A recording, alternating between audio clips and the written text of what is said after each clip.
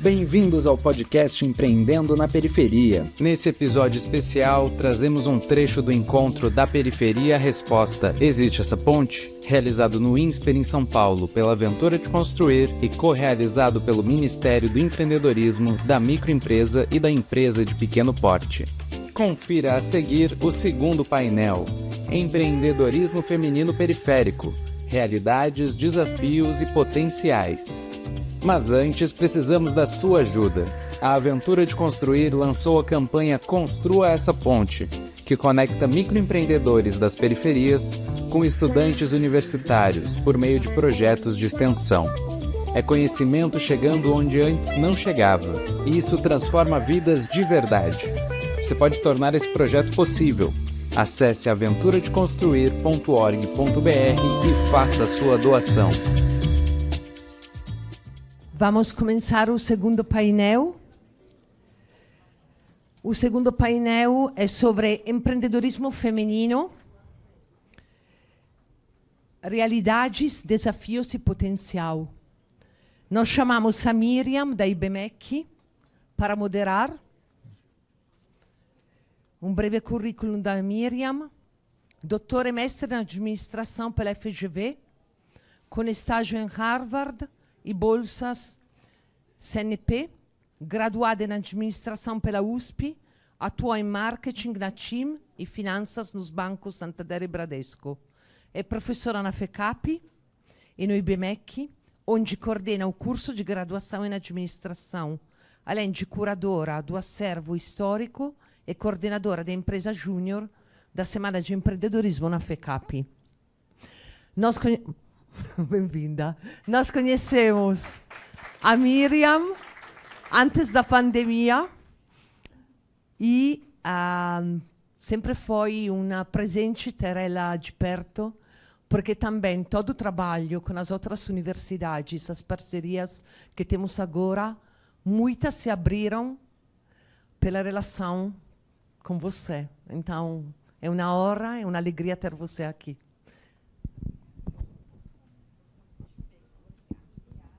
Opa, desculpa, tudo bem? Muito boa tarde. Muito obrigada por nos acolherem aqui. Eu sou a Miriam, vou fazer a mediação aqui desse painel, com mais algumas mulheres maravilhosas aqui, né, que nos deram a honra da presença delas. E são muitas coisas para falar delas. Então, primeiro eu vou fazer essa apresentação um pouquinho mais formal, vou chamá-las aqui para comporem a mesa e a gente já começa o nosso bate-papo. Então, perdão pelo meu sotaque, Rema Soto, fundadora do Chevere Restaurante, por favor. Ela também é idealizadora e fundadora do Chevere Restaurante, localizado na região de Pirituba, aqui em São Paulo.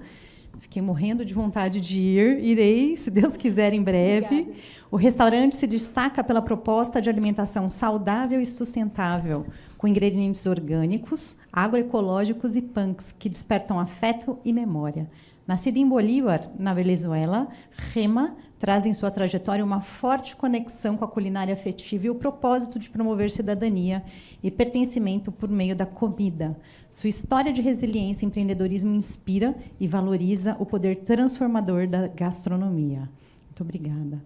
Beatriz Nóbrega, secretária executiva da Frente Parlamentar pela Mulher Empreendedora.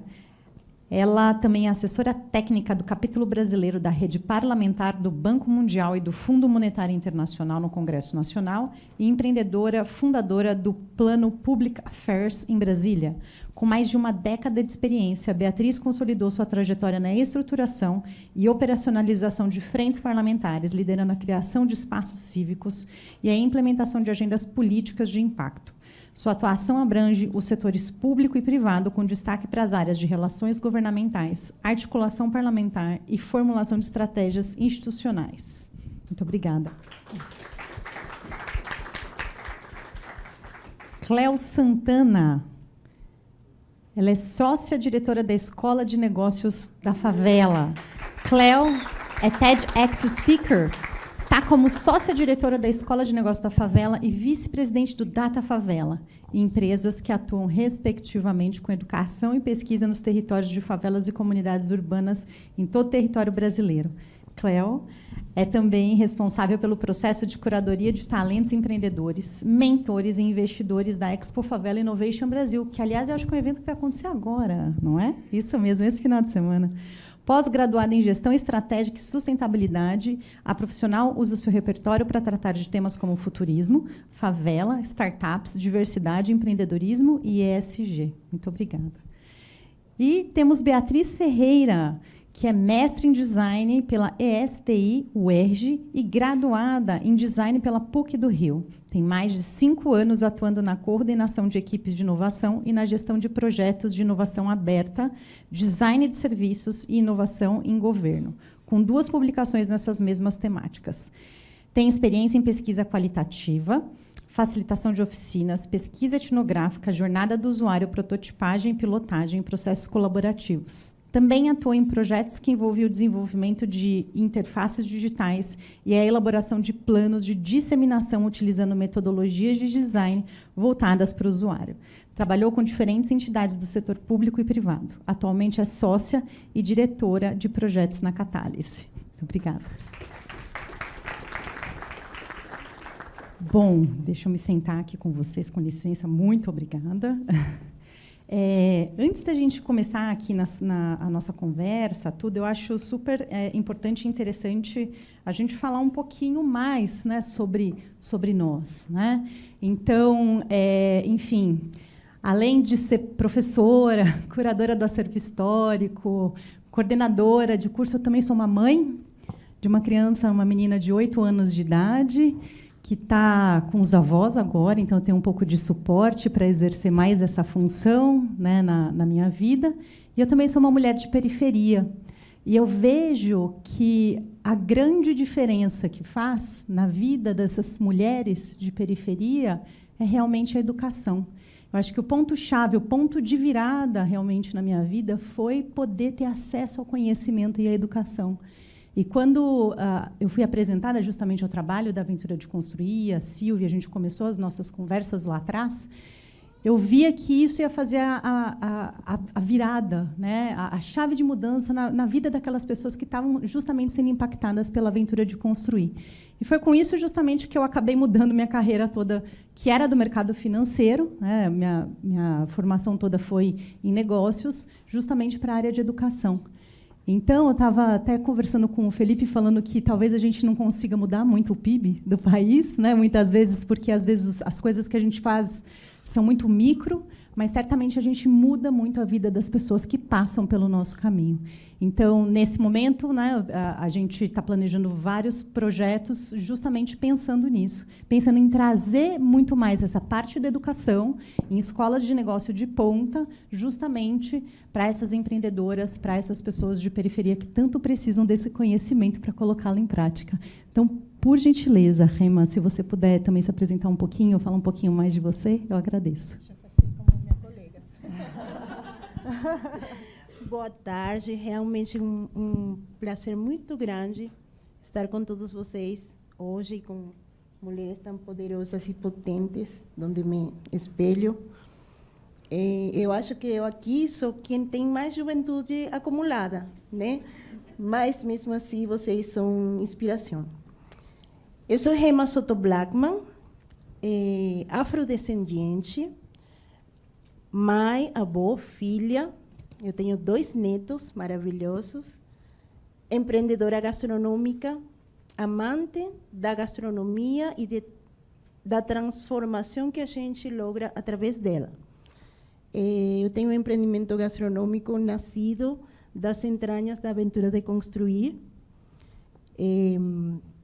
A gente chegou da Venezuela mais ou menos 6, 7 anos após uma migração forçada, por problemas políticos, sociais, econômicos de lá.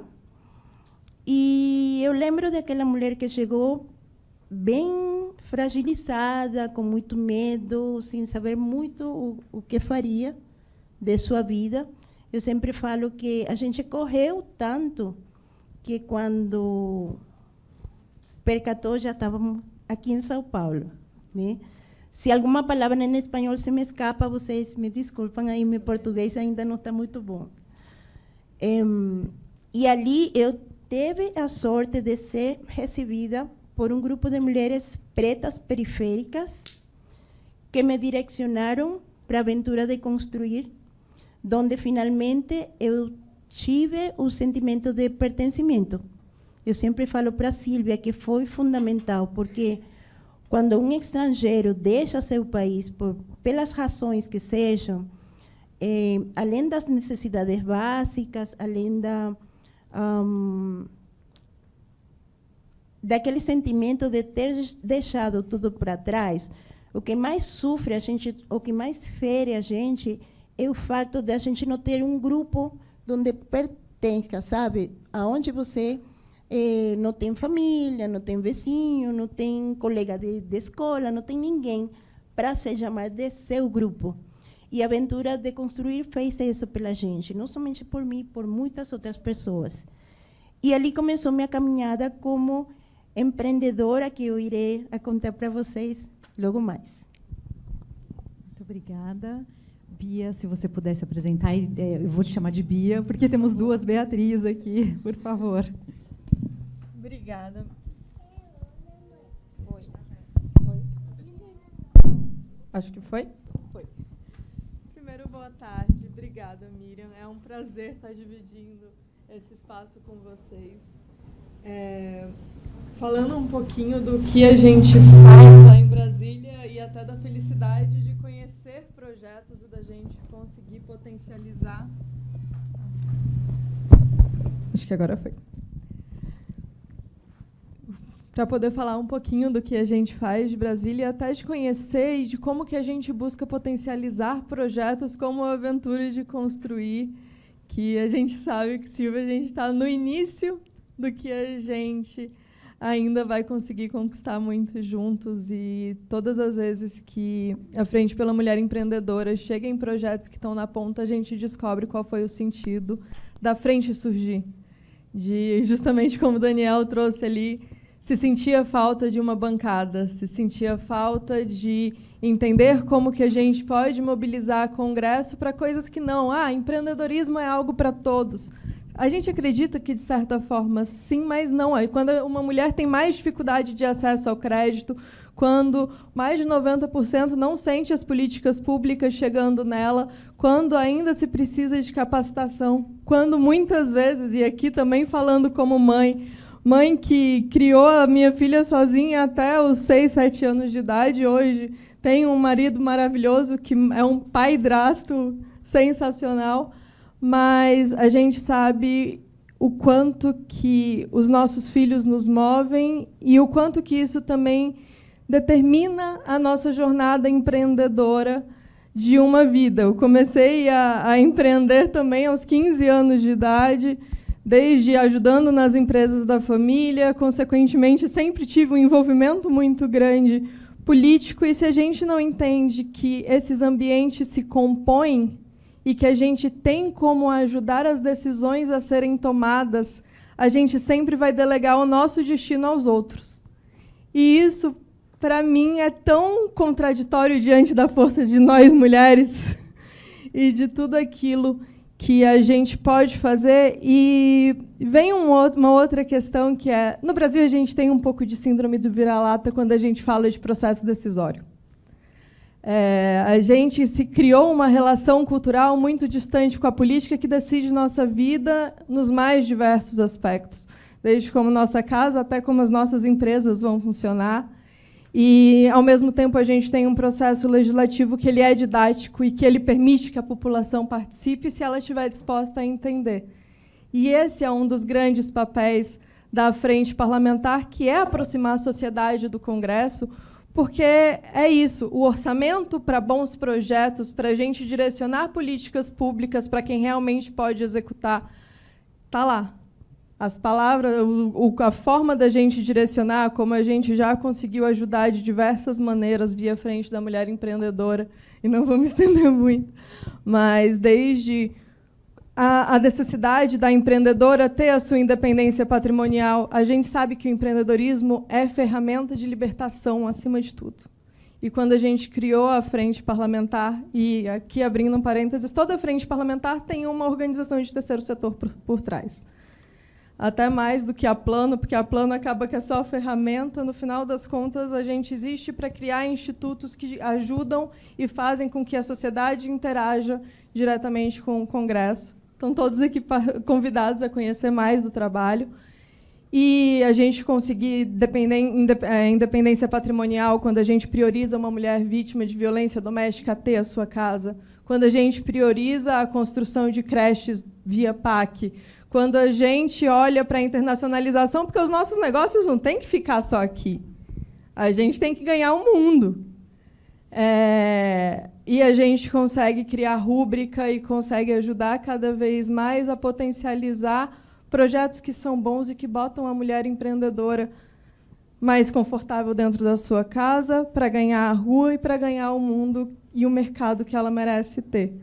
E é muito disso para o que a Frente Parlamentar existe. É um prazer enorme estar aqui. Obrigada. Muito obrigada, Bia. E, infelizmente, esse ano a gente teve um aumento, inclusive, do número de pedidos de socorro de mulheres, né, que sofrem de violência doméstica no número 180. Né? Então, é muito triste, mas é muito bom a gente saber que o empreendedorismo também pode ajudar nesse tipo de situação, que a independência financeira também traz para essa mulher esse poder de decisão e dela não se demorar em lugares que ela não é benquista. Né? Muito obrigada. Cléo, por favor, nos conte sobre o Data Favela, sobre a Expo Favela, sobre você ser CEO, né, na Escola da Favela. Por gentileza, se apresente. Perfeito. Primeiro, gente, boa tarde a todos. Prazer estar aqui com vocês. Deixa eu fazer minha audiodescrição. Aprendi com os meus empreendedores que isso não pode faltar, tá? Mas eu já esqueci muitas vezes. Então, bem, prazer, eu sou a Cléo, sou uma mulher negra de 1,78 m. Hoje eu estou com meu cabelo black. Semana que vem, se alguém me encontrar, pode estar de outro jeito, tá, gente? Cada semana de um jeito. Hoje eu estou com uma roupa branca, uso um terno branco, um blazer branco, uma calça que era para ser branca, mas está meio bege já, e um tênis azul com amarelo, tá? E eu estou usando uma camisa, uma blusa que eu quero exaltá-la aqui, porque é de uma empreendedora do meu portfólio, que ela faz roupas a partir de fuxico. Sabe aquela tecnologia ancestral dos nossos avós? Ela desenvolveu uma linha inteira de moda através do fuxico, uma empreendedora que já vestiu Léo Santana, enfim. Eu sou apaixonada se começar a falar só sobre meus empreendedores aqui. Então, estou vestindo aqui uma peça dela maravilhosa. Mas, bem, gente, a minha trajetória ela não começa num cargo de poder, né, num cargo de liderança. Eu sou filha de uma mãe favelada, cresci entre favela e o quartinho de empregada, né? Então, de segunda a sexta, estava no quartinho de empregada com a minha mãe, e final de semana a gente voltava para a nossa quebrada. Isso também me trouxe uma outra perspectiva, porque muitas vezes a criança que ela só vive dentro da favela não tem demérito nenhum, tá, gente? A galera se orgulha muito da favela. A gente fez uma pesquisa recentemente com Data Favela, inclusive, onde 95% afirmam sentir orgulho do território onde vivem. Então, não é sobre isso. Mas eu digo que, às vezes, quando você está só dentro de uma única bolha, independente dela ser privilegiada ou não, você só tem acesso àquele tipo de construção de mundo e você não consegue ter outras perspectivas, né? Então, essa minha vivência de crescer no quartinho da empregada, né, numa área nobre, onde minha mãe estava trabalhando, e final de semana voltar para minha quebrada, também me deu outra perspectiva de coisas, de lugares aonde eu gostaria de chegar. Sou formada em hotelaria, então assim, tem nada a ver com o que eu faço hoje. Sou graduado em hotelaria, tá? Trabalhei 9 anos no mercado hoteleiro, migrei de carreira tem 7 anos. Desde então, eu passei pela área de inovação de uma Big Four. Big Four são as 4 maiores empresas do mundo de consultoria, auditoria financeira, tá, gente? Imagino que muitos de vocês saibam sobre isso. Então, trabalhei numa Big Four. Da Big Four, eu fui para uma das maiores empresas uma das maiores food tech, né, da América Latina, como líder de inovação aberta. E dessa Big Tech, eu finalmente falo que encontrei o meu lugar, porque no final do dia, e talvez alguns de vocês se identifiquem com a minha fala, era como se assim, tá, estou trabalhando para colocar dinheiro no bolso de quem? Estou trabalhando para gerar benefício para quem, sabe? Sentia ser chamado dentro de mim. Então, acho que hoje, na posição que eu estou, é a primeira vez que eu realmente entendo o que eu estou fazendo, para quem eu estou fazendo. Atualmente, eu estou sentada em algumas cadeiras, compartilhar aqui com vocês. Então, eu estou sócia-diretora da Escola de Negócios da Favela. A Escola de Negócios é um empreendimento pensado para levar formação empreendedora para quem vem da favela, no favelês, tá? Porque não adianta levar conteúdo para o empreendedor da quebrada e trazer um monte de termo em inglês, que a galera vai falar, isso não é para mim.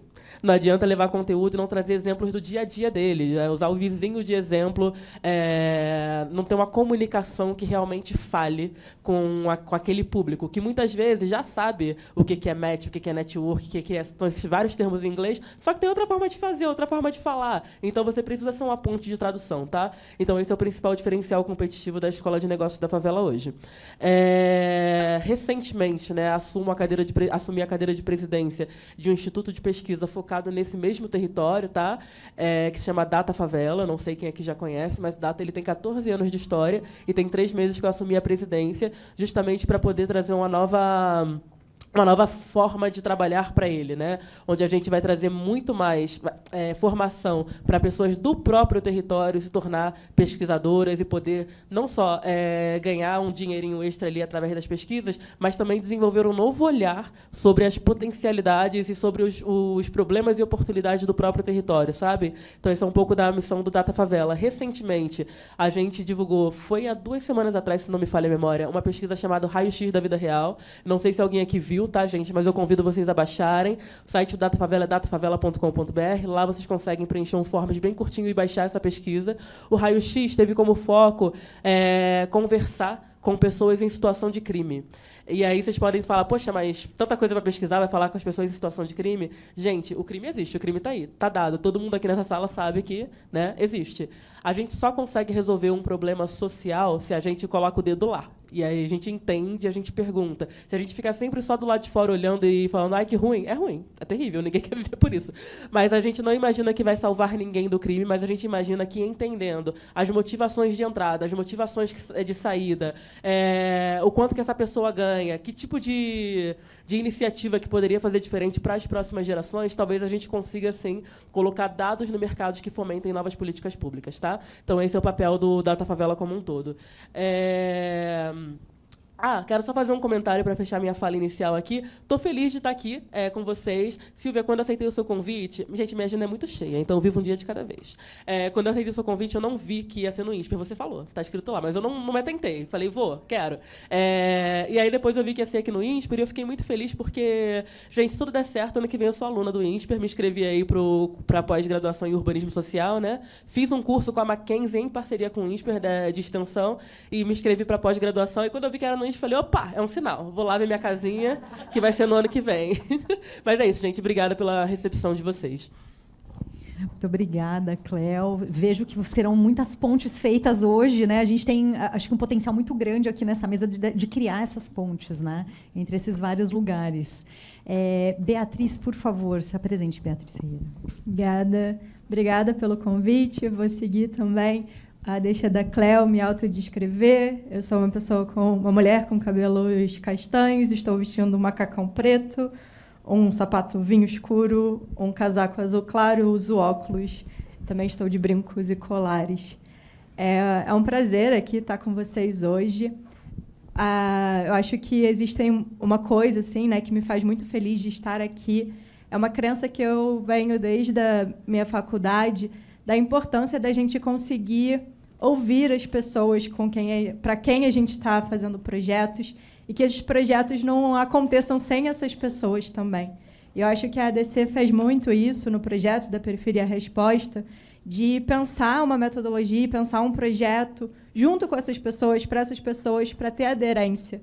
E isso é uma coisa que gera muita potência. E é também uma crença que a gente tem na catálise de é preciso, né, estar com essas diferentes perspectivas. A gente vê aqui, né, diferentes histórias e como que o conhecimento ele não é linear e como cada pessoa tem experiências que vão somando a construção e as perspectivas de vida e a importância de ouvir todos esses lados e ouvir todas as pessoas. A Cláudia também falou isso, né, quando a gente está trabalhando num território com criminalidade, a gente tem que evidenciar isso e também falar com essas pessoas e conseguir, né, ter um diálogo ali. Então, acho que é muito importante. E quando a gente está falando de empreendedorismo periférico e feminino, me vem muito um trabalho que a gente está finalizando agora com produtores no litoral sul da Bahia, produtores de cacau e também com produtores de açaí no Pará, em que a gente está fazendo um projeto de educação financeira, em que o projeto começa com uma ida ao território e uma estadia nesse território para entender como essas pessoas lidam com o dinheiro, como que é, né, qual é essa relação que existe com a educação financeira também. E um dado muito interessante que a gente descobre, que tem muita relação, acho que com muita coisa que a gente vai falar aqui, é que as mulheres, na maioria dos casos, são as gestoras das finanças das casas. Mesmo quando elas não são as pessoas que estão, né, recebendo financeiramente, não são as pessoas que estão indo trabalhar, são elas que estão fazendo a gestão disso. E a gente falou também, né, na primeira mesa, como essas jornadas, dificilmente elas são jornadas únicas. Normalmente elas são duplas, triplas.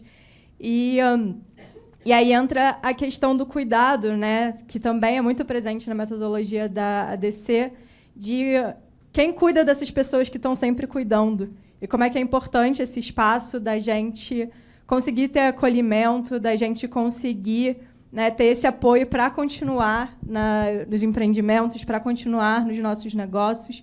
Então, as mulheres já são protagonistas, né, da gestão financeira da casa, da parte financeira dessa casa. Então, é importante dar esse suporte e conseguir, né, que esse suporte seja adequado aos contextos delas.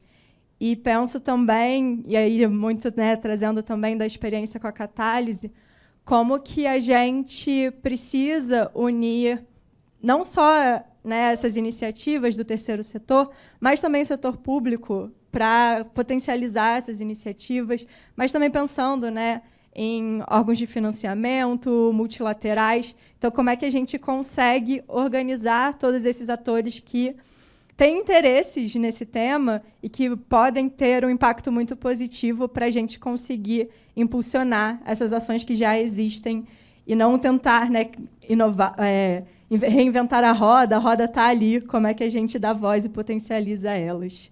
Obrigada. Obrigada, Beatriz. Obrigada pelas apresentações. E a gente dividiu aqui a nossa mesa em alguns pilares, né? O nosso primeiro pilar que a gente vai discutir aqui é justamente sobre a questão de autonomia das pessoas, principalmente dessas mulheres que estiveram presentes, né, nesse projeto aqui da ADC, e que a Catálise também auxiliou, né, em fazer todo o relatório final, enfim, fazer essa apresentação aqui hoje. E eu queria começar com a Rema. E eu queria te perguntar o seguinte: o que significa ser uma empresária respeitada na periferia? E eu sei que é um processo de construção, não é? Mas eu queria que você falasse para a gente o momento que você teve essa virada de chave. Você falou, eu sou uma empreendedora. E você tomou para si esse lugar, né, poderosíssimo na periferia. Me conta um pouco sobre isso, por favor. Sim. No nosso empreendimento, no começo, na primeira semana de vida do Chévere Restaurante, a gente teve uns 15 clientes por dia. E no decorrer do mês, já passada essa novidade, foi diminuindo. Até o doloroso, um cliente. E quando chegou um momento desse, um cliente foi uma pessoa que tinha restrições alimentares, não podia consumir trigo, glúten, lactose, mas essa cliente confiou em nosso restaurante para fazer suas refeições. Logo mais, ela recomendou para outras pessoas. Chegou seu aniversário, ela não podia curtir por causa do glúten, a gente criou um bolo para ela. E ela foi feliz esse dia. Nesse exato momento que eu consegui fazer um bolo para uma pessoa que tinha anos sem festejar, eu me entendi como uma profissional. E, a partir desse momento, chega a responsabilidade, né? Buscar conhecimento para conseguir entregar um serviço apropriado, responsável. Então, como você falou, é toda uma construção. Passa por o respeito. o respeito próprio, né? Que muitas vezes a gente, por falta de apoio da família, por incredulidade das pessoas, você é mais uma, mas você é estrangeira, eu acho que você não vai conseguir. A gente meio que coloca um pé atrás e deixa de acreditar em nós outros mesmos. Aí chega o respeito pela gente, o respeito por aquilo que a gente faz, e essa confiança que a gente ganha do cliente, né? Eu acho que, fincada nesses aspectos, a gente já entende que, de aí em diante, a gente tem que se formar, a gente tem que procurar informação, a gente tem que ser cada vez melhor. Através das oportunidades que a gente ganha, após de entregar um serviço bom, as recomendações, os diferentes produtos que a gente já tem, porque eu posso falar hoje que a gente atende nossos clientes de nosso restaurante, 2 pratos por dia, um prato com proteína animal e outro sem. Para nossa surpresa, o prato mais vendido é aquele que não tem proteína animal. Trabalhamos com panques, com produtos orgânicos vindos das hortas urbanas da cidade, dos produtores de parelheiros. Então, a gente termina fazendo uma economia circular que a gente não tinha nem noção que isso existia, mas isso chegou após daquela formação, daquele entendimento do lugar e o momento que a gente está vivendo como empreendedor. Eu falo desse respeito também desde o momento em que a gente, sendo recomendado, entra nas empresas para fazer caterings empresariais, lado a lado com empresas já formalizadas por muitos anos. E assim a gente ganha clientes a cada mês. A gente participa de feiras gastronômicas. A gente já participou de ESP São Paulo, da Expo Favela, do Pequenas Empresas, Grandes Negócios. A gente tem solicitações muitas. Eu fico admirada porque a gente fez um trabalho incrível com o Luiz, cadê ele? E um dos muitos trabalhos que a gente fez foi eu brinco com ele porque ele tem um coração enorme, uma capacidade gigantesca de pegar um monte de mulheres com juventude acumulada, que nem eu, e fazer com que a gente entenda de planilhas, de fórmulas, de finanças, de projeções. E a gente, nessas projeções, nas mentorias individuais, ele me perguntava, qual é que é a tua meta, Gema, nos próximos meses? Eu falava para ele, nossa, meu ideal seria vender 20 pratos por mês, 20 bolos por mês, 2 feiras ou uma feira por mês, e atualmente a gente tem 3 eventos por mês, 100 pratos vendidos por mês, um monte de eventos por mês, e por aí vai. Mas eu quero falar com isso que é importante, através da aventura de construir, a gente construiu muitas coisas, inclusive nossa autoestima. Porque quem primeiro tem que crer no nosso projeto é a gente, somos nós. E eu acreditei. Eles falaram para mim que era possível, e eu acreditei e estou fazendo. Então, por isso que eu falo que o respeito é importante. Sim. Muito obrigada pela sua fala, uma fala muito rica. E atrelado a isso, né, eu quero fazer uma pergunta justamente para Beatriz Ferreira, da Catálise. Como é que a gente tem essa riqueza de informações, né? É uma das histórias que estão presentes aqui hoje, né? A gente, infelizmente, não vai conseguir ouvir todas, né? Mas como que a gente consegue transformar essa riqueza de informações em indicadores e dados que a gente consiga transmitir para as outras pessoas que precisam muito disso, né? Então, para o trabalho da Cléo, super importante, né, na escola que ela tem, para o trabalho da Bia, também super importante, de frentes parlamentares que vão discutir políticas públicas. Como que a gente faz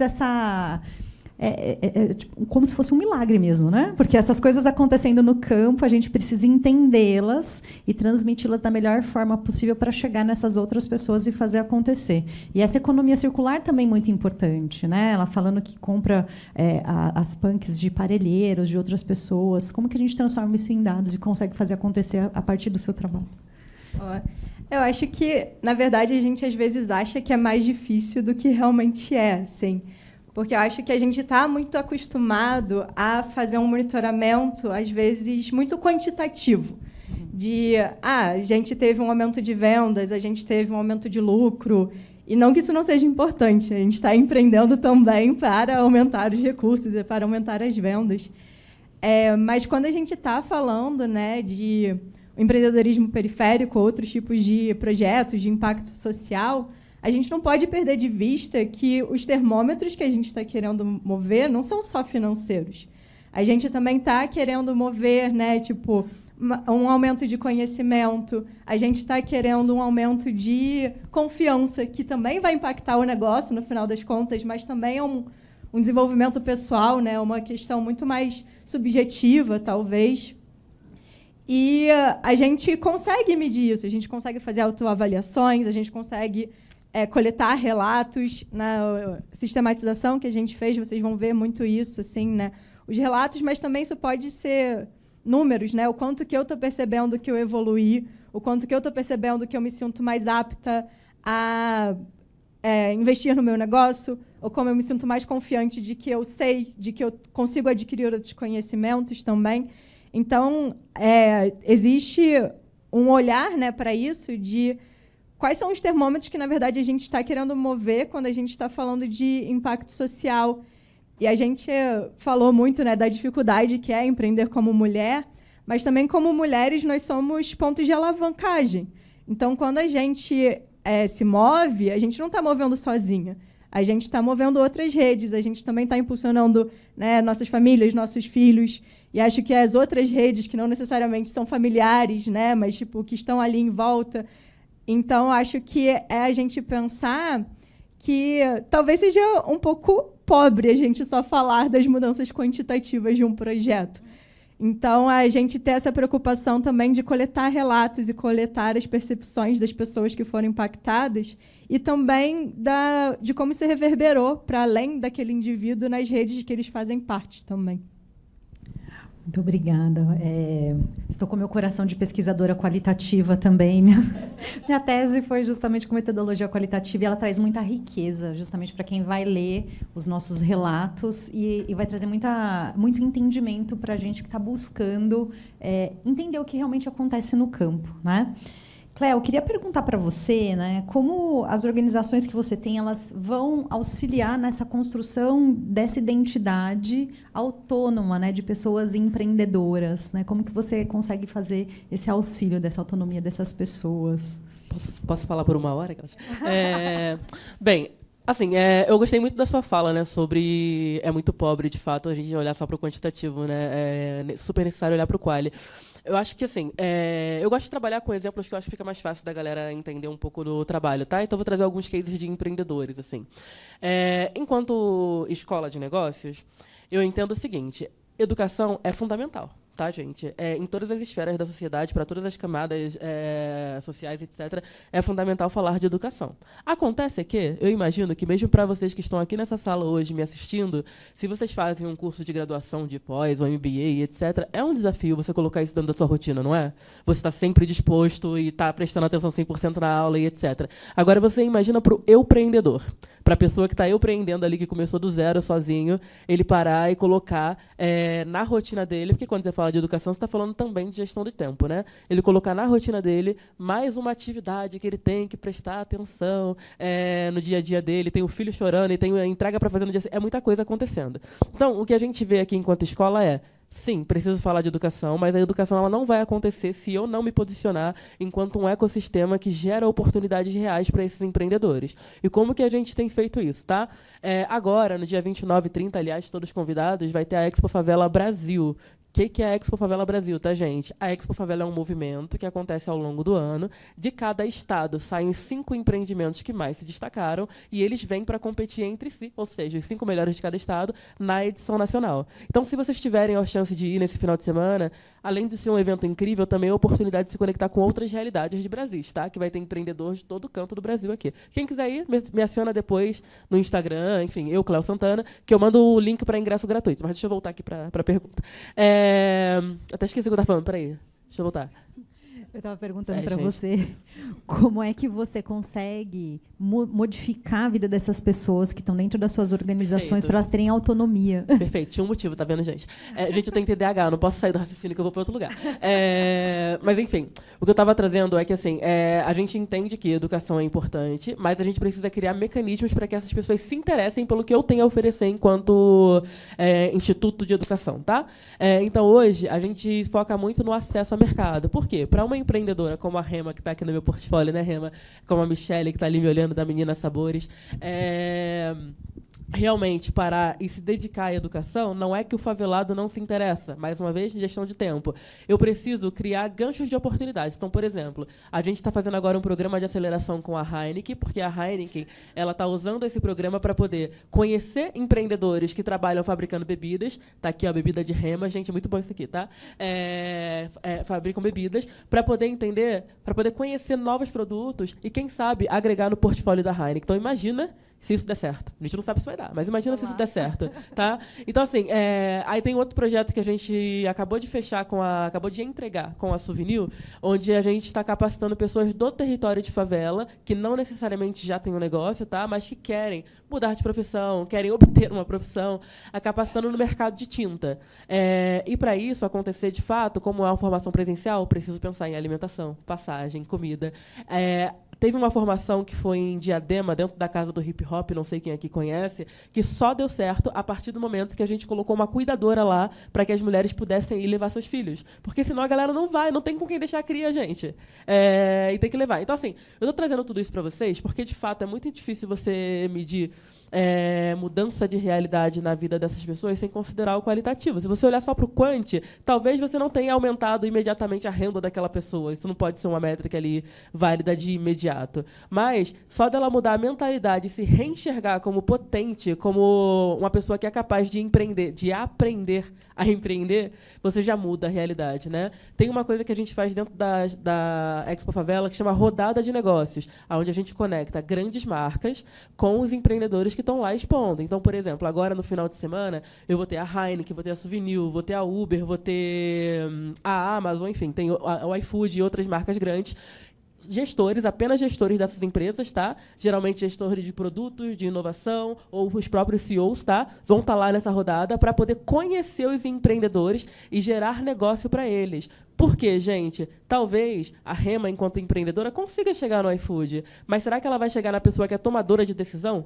Será que ela vai chegar no encurtador de caminho que vai bater o martelo e falar, quando a gente fechar o buffet aqui no próximo evento que a gente fizer, a gente vai contratar a Rema?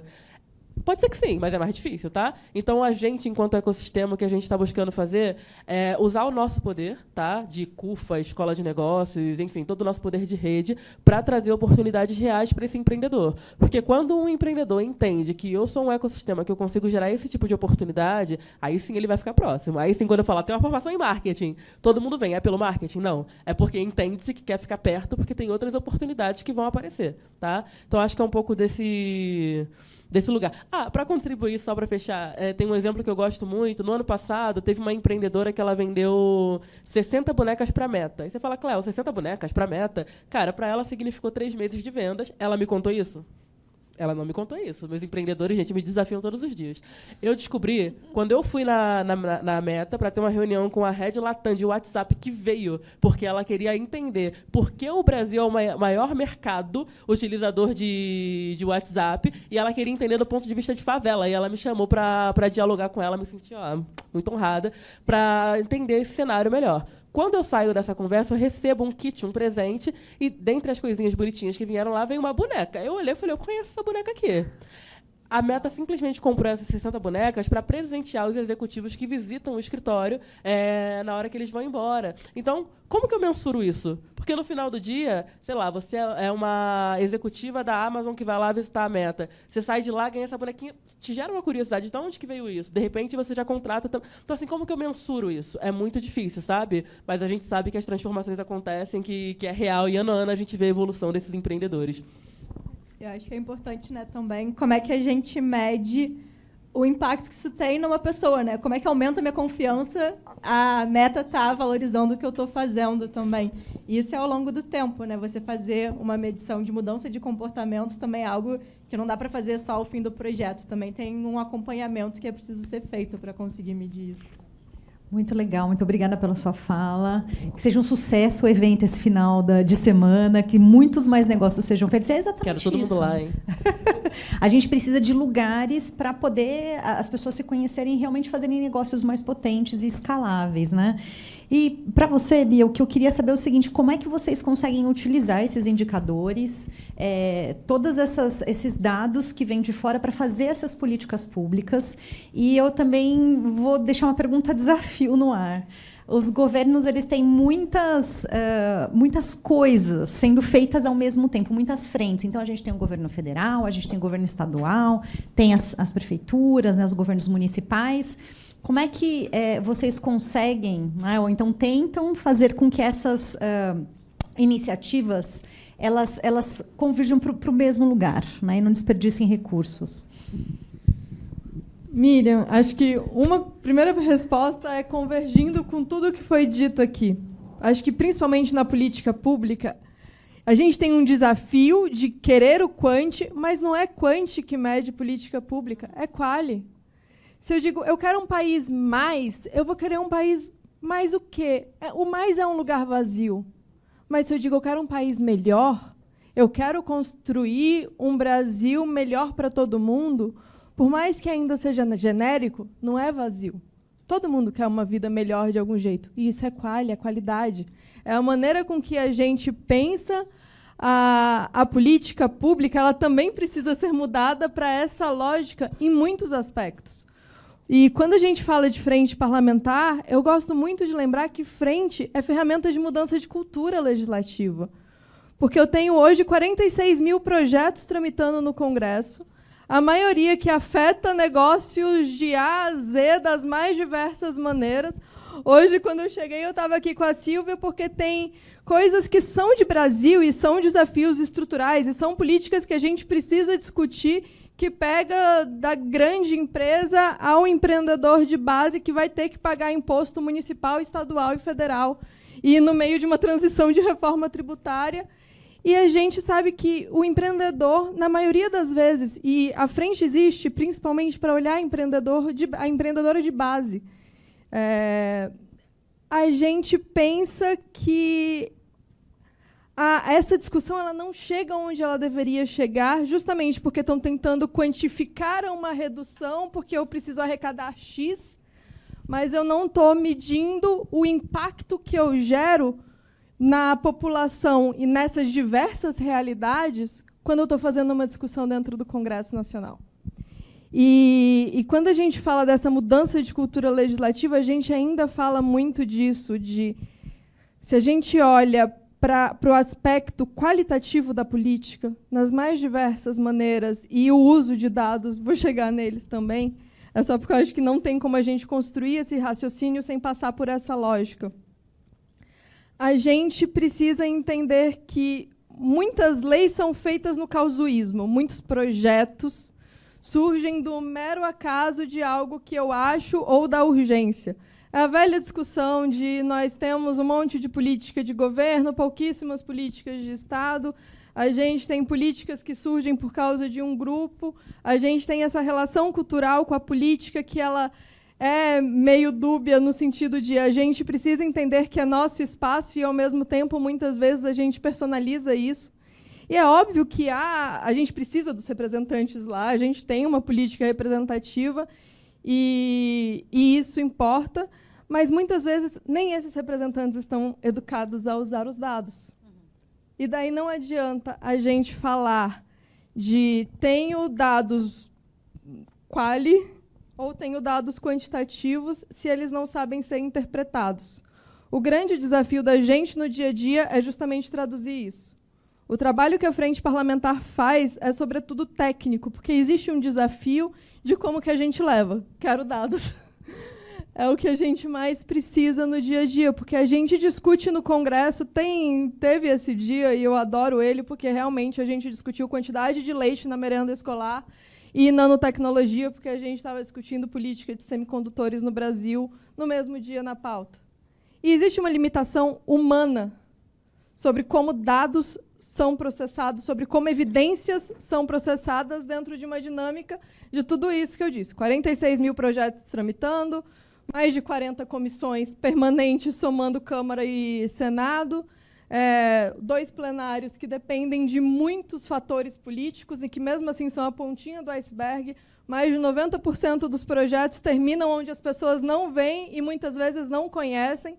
E daí, reforço, a gente tem um processo legislativo que a população precisa aprender a participar, porque é onde a gente começa a mudar a realidade da política pública e fazer com que dados, evidências e aquilo que importa na nossa vida, na ponta, seja utilizado de verdade.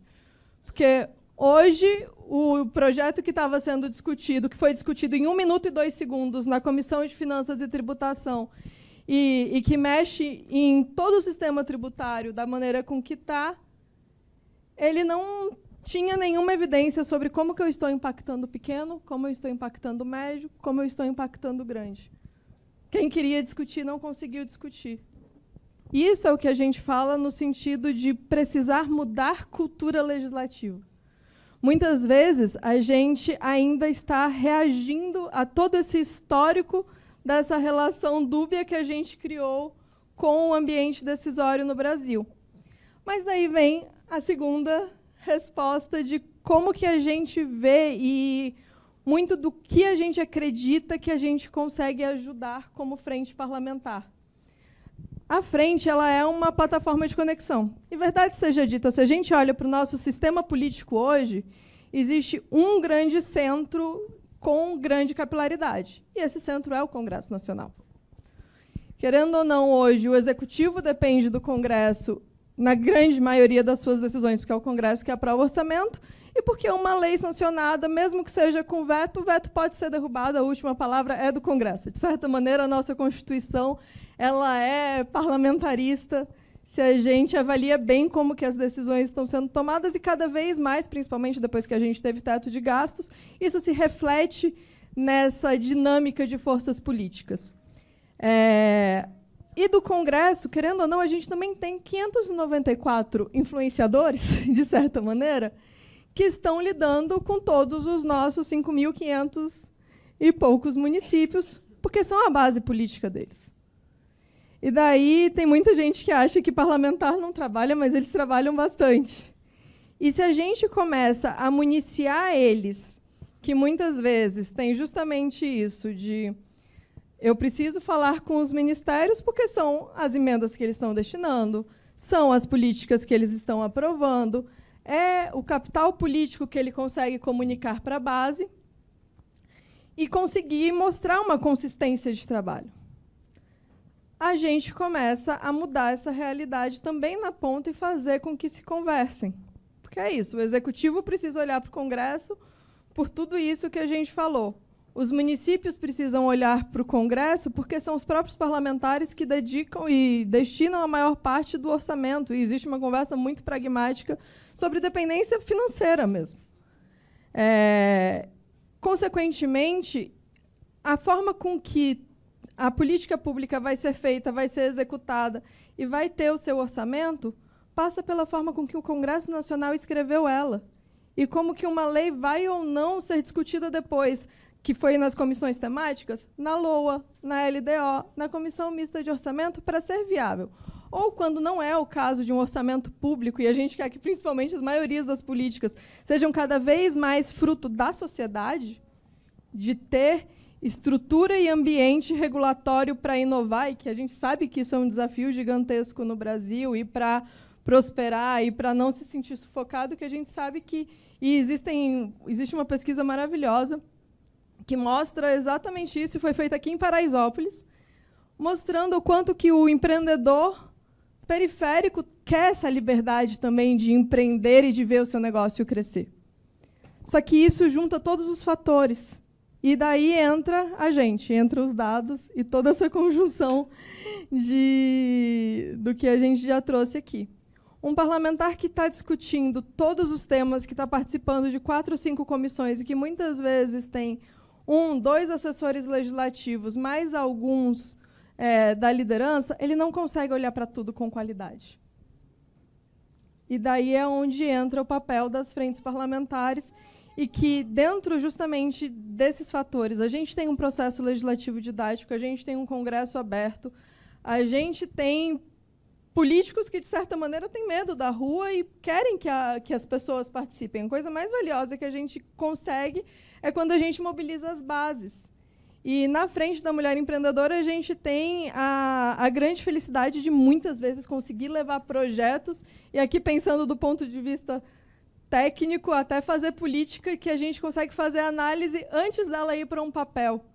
No Rio Grande do Sul, quando teve as enchentes, a gente conseguiu levar projetos para a base de começar a pensar justamente como recuperar aquelas famílias e nas mais diversas formas de como ensinar quem queria aprender a fazer pão até recuperar a agricultura familiar. E a gente conseguiu fazer com que hoje 70% dessas pessoas já estejam empregadas.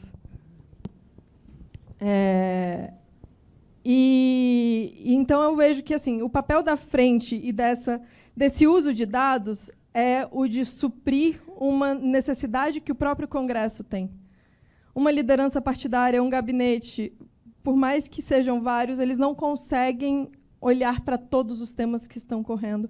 E a frente ela vira esse espaço de confiança técnica e de mobilização política, porque é isso, é uma frente parlamentar composta pelas parlamentares. Nós, como equipe técnica, temos o prazer justamente e o trabalho de reunir todas essas evidências e direcionar no dia a dia, que é isso, o time está lá olhando comissão por comissão quais são os projetos e como que eles podem impactar hoje a mulher empreendedora. E tudo aquilo que diz respeito, porque... E desculpa por estar me estendendo, gente. Porque quando a gente pensou à frente, a gente pensou também nos nossos múltiplos papéis.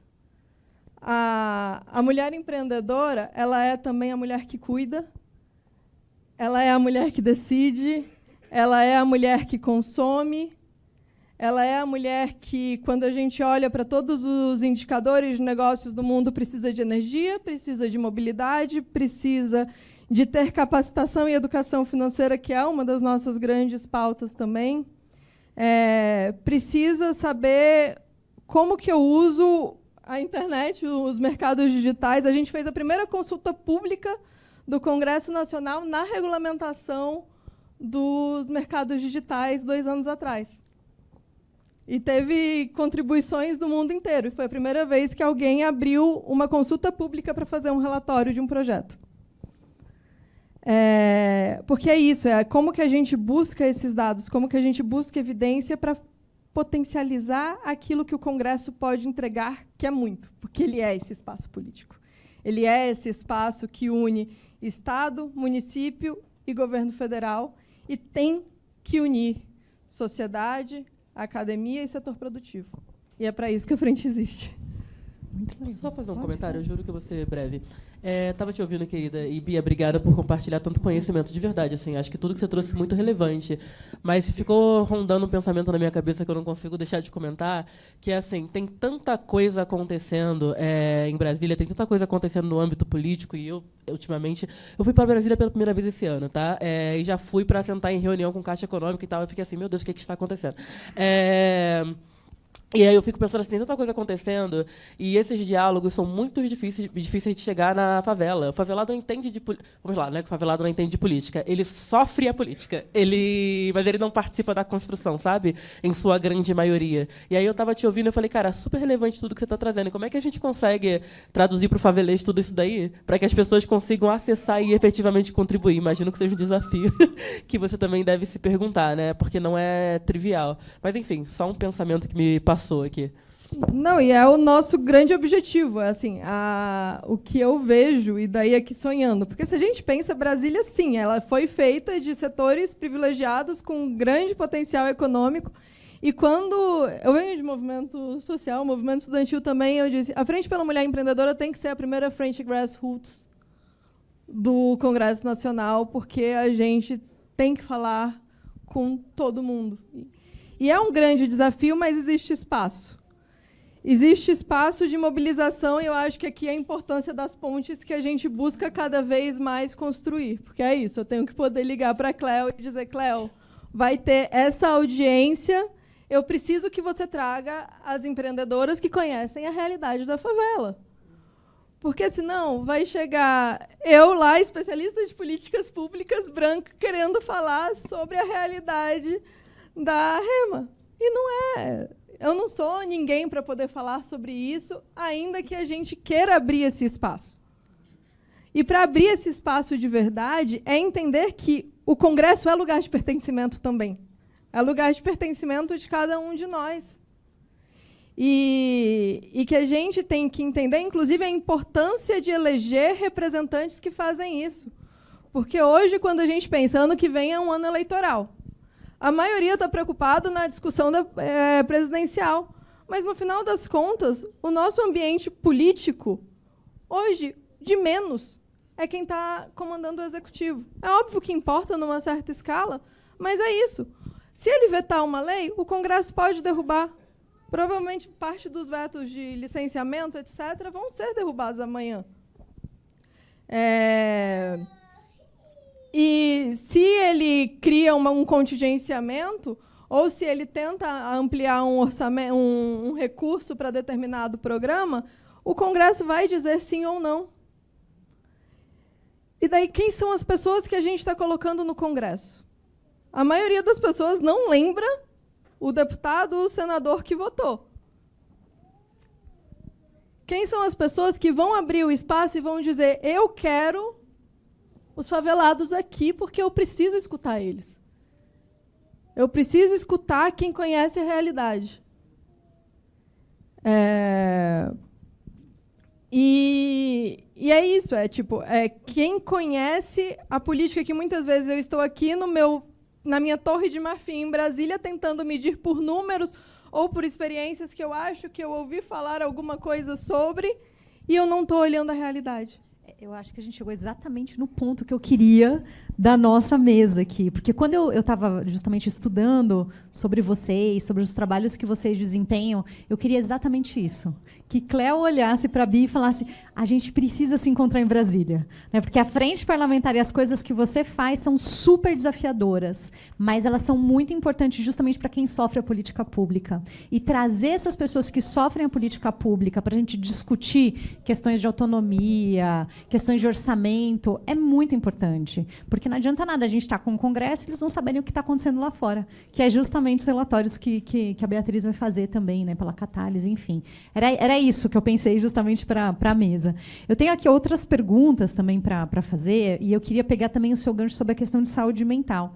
E perguntar aqui para a Rema, qual foi o impacto emocional desse processo formativo que você teve aqui na Aventura de Construir, né? Como isso te impactou no seu cuidado, na sua saúde mental e na sustentabilidade também aí do seu negócio? Sim, certamente foi muito importante, porque, como eu falei no início, quando eu cheguei aqui em São Paulo, eu estava muito debilitada, né? Muito frágil por tudo aquilo que tinha acontecido. Então, uma pessoa nesse estado de fragilidade, pensar em empreender sim ou sim, porque não tem opção, aí tem vários choques, né? Afortunadamente, a gente tem até agora o acompanhamento nos grupos psicológicos, de conversas, a gente fala de nossas experiências, dos impactos. Pelo menos, no meu caso, teve... Eu acho que todo mundo passa por isso, desde não ter nada a conseguir ter. Mas, quando você consegue ter, você se depara com que você não descansa. Porque, sendo empreendedora, você faz as compras, aunque, salvedade, eu tenho meu esposo, meu companheiro, que ele braço inteiro comigo, mas faz falta mais. Então, compras, marketing, finanças, a casa, os netos, sempre tem problemas, filhos grandes, pequenos, sempre tem. Família na Venezuela precisando de dinheiro. E aí chega um momento assim que você fala, cara, calma, pera, sabe? Está dando certo, mas me deixa respirar. E aí é onde entram esses especialistas, que muitas vezes são voluntários, que cuidam da gente. Através das conversas, às vezes falam, Gema, que tal você passar com um especialista? E a gente tem esse conceito, a gente que vem da favela, a gente na Venezuela chama de cerros, que quando você precisa um especialista, um psicólogo, um psicoanalista, você está doido. Você está deixando de honrar essas mulheres fortes de onde você vem. Você é débil, você precisa de alguém para te ajudar. Como assim? Se você supõe que você é uma mulher forte, guerreira, mas sempre é falado que você é uma guerreira, mas parece que você nunca vence. Porque não chamam você de vencedora. Você está em uma constante luta, uma guerra constante. Então, é sumamente importante a gente cuidar da saúde mental, pensar na gente, nem que seja um dia. Na minha casa, domingo, eu não faço nada. Fala aí. Não faço nada, cuido de mim, não me pincheio, faço nada. Mas a gente chegar nesse momento de entender que a gente precisa esse tempo, mesmo tendo todas as necessidades, é complicado. Então, passa por uma análise, passa pela compreensão de que a prioridade sempre tem que ser a gente. Muito bem, muito obrigada.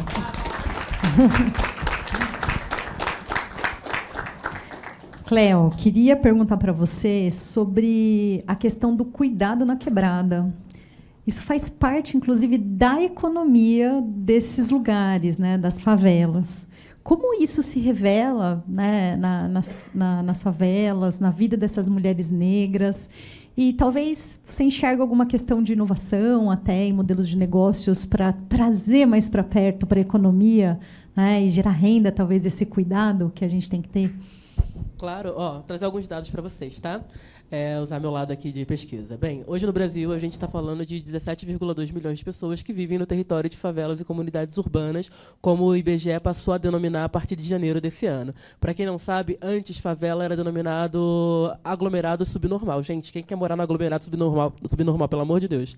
Mas enfim, a partir de janeiro desse ano, então, muda-se o nome. Inclusive, tenho orgulho de contar para vocês que foi uma contribuição do Data Favela, tá? Foi uma provocação, porque o IBGE nos busca para poder fazer o recenseamento dentro do território, e a gente traz, bem, eu não vou te ajudar a recensear aglomerado subnormal, porque nem sei o que é isso.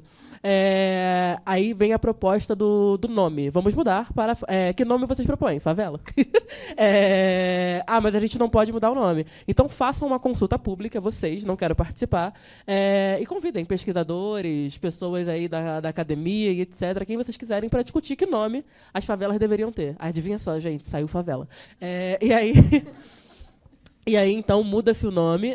Isso foi uma conquista do ano passado, se não me falha a memória, de fevereiro do ano passado, mas que, bem, né, protocolos, processos, a partir de janeiro desse ano é oficialmente passado a chamar favelas e comunidades urbanas, tá?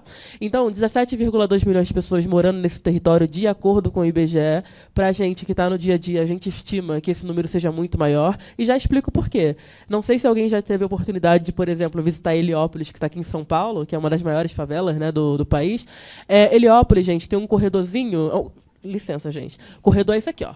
Esse aqui é o corredor, tá? Você está andando no corredor aqui, ó, é uma entrada e uma saída só. Você está andando no corredor aqui, de repente você olha para cima, tem uma alça que você puxa, cai uma escada, mora mais 5 pessoas para cima. Como que você recenseia isso com qualidade se você não tiver entrada nesse território? Então, assim, a gente estima, tá, que esse número ele pode chegar até 29 milhões, na verdade, de pessoas, considerando as distintas realidades do país afora. Mas, enfim, dado oficial, 17,2 milhões de pessoas. E dessas pessoas, 52% dessas pessoas são mulheres. Então, a gente tem aí já no percentual as mulheres como moradoras predominantes do território, né? E quando a gente fala especificamente de cuidado com o lar, aí esse número aumenta, dizendo que 65% dos lares são liderados, comandados por mulheres. Já foi dito aqui em algum momento, eu acho, que mesmo quando não é a mulher que recebe, já foi dito, quando não é a mulher que ela é a que recebe a renda, é ela que direciona. Então esse gasto aqui vai ser para compra, esse aqui a gente paga a luz, é ela que faz aquela gestão ali, mesmo sem saber de gestão, né? É a mulher que cuida desse dinheiro. Então você já começa por aí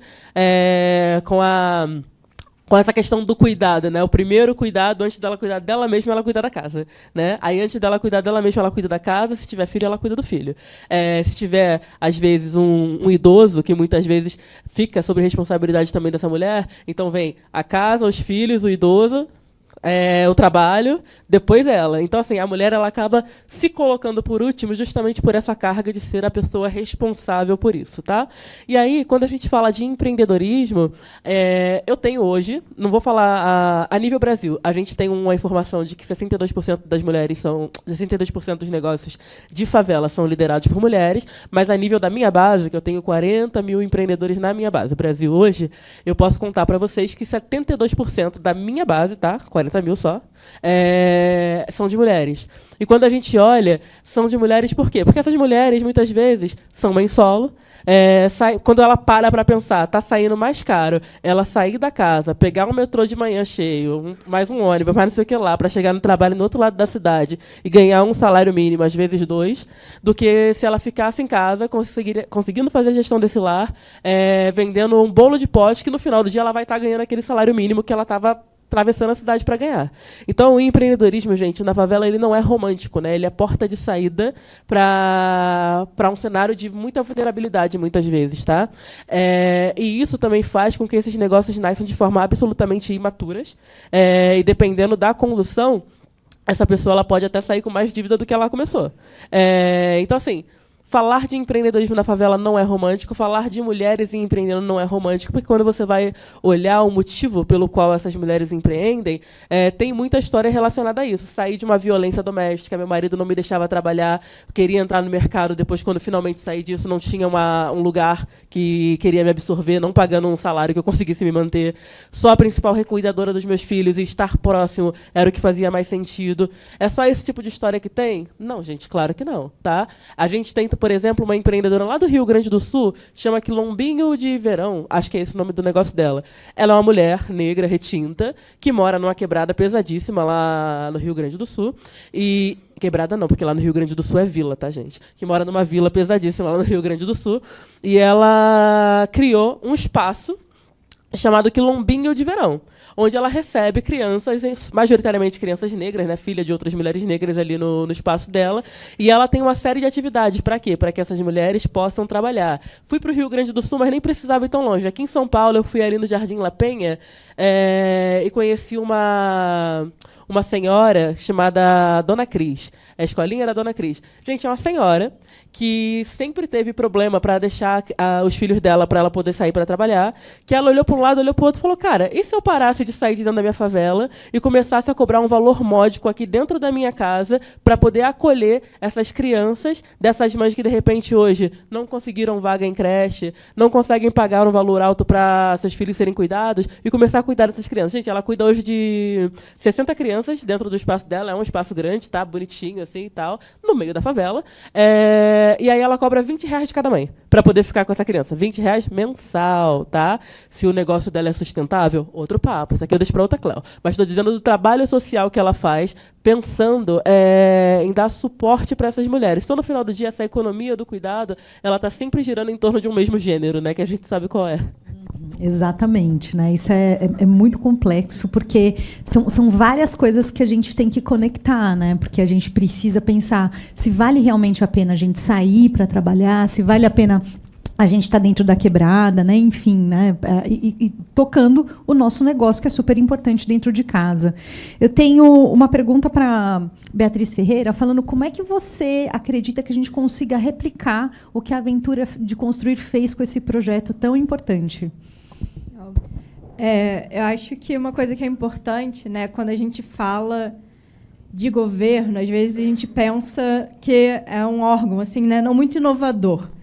E eu acho que isso não é verdade. Assim, a gente hoje em dia tem cada vez mais instrumentos, né, para isso, mas é um órgão que ele precisa de provas, de evidências, que a gente também estava falando, de dados, de que alguma coisa vale a pena mudar, que o risco que ele está correndo ali não é um risco tão grande. E eu acho que o que essa sistematização e que o projeto da DC faz é mostrar para o governo, que é um super ator em potencial de capilarizar, de reproduzir, né, iniciativas locais, de que tem mais impacto se eu estou pensando no cuidado dessas mulheres. Tem mais impacto se eu estou fazendo um processo humanizado.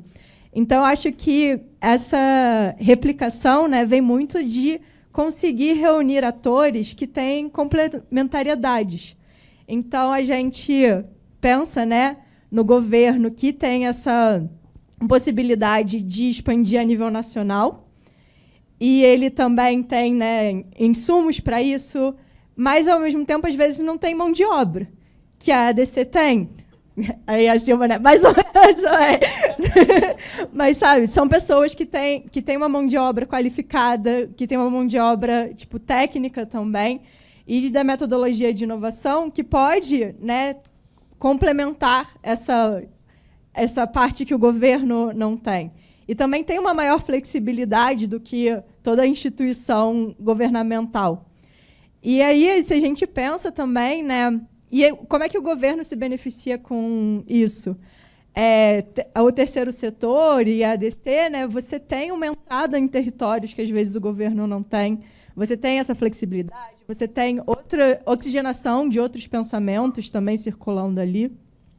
E se a gente junta isso ainda com órgãos, né, financiadores, multilaterais, eu acho que a gente entra numa potência muito grande de pegar experiências locais e expandir elas. Mas acho que isso passa por a gente conseguir contar essa história, a gente conseguir mostrar o impacto que isso tem.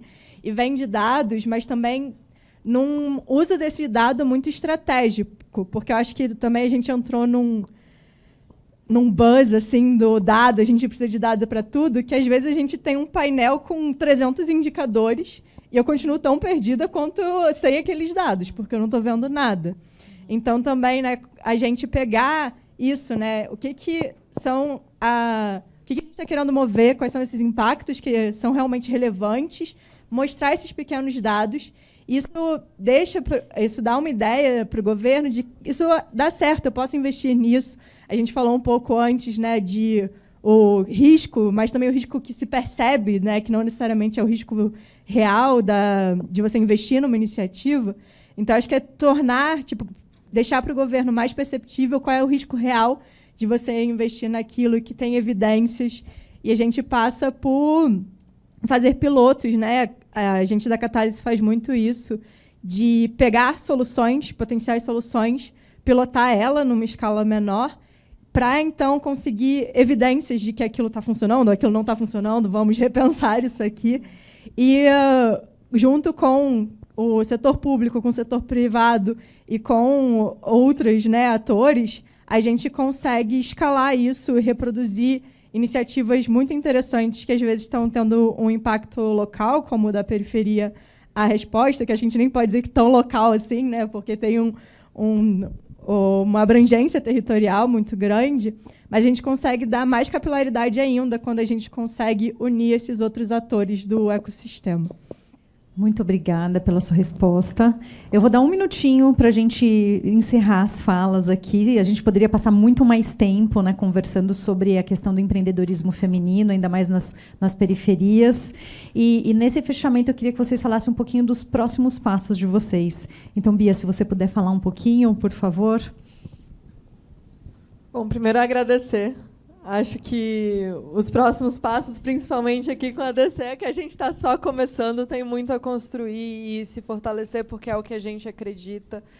Como a gente disse e como a Bia também bem trouxe, o que mais importa quando a gente está pensando política pública é quem conhece, é quem sabe fazer, e isso é só a gente levando quem está vivendo a realidade, quem conhece as comunidades, quem empreende, para dentro do lugar que a política está sendo feita. Porque hoje, que todo mundo ou não sente chegar, que são os dados que a gente tem do Sebrae, ou quando chega de uma maneira dura, e isso é uma realidade que, infelizmente, a gente tem que lidar no Brasil, de muitas vezes o peso da canetada, o peso regulatório é muito grande, e a Frente pela Mulher Empreendedora, ela existe para justamente mostrar o empreendedorismo como ferramenta de libertação de todas nós.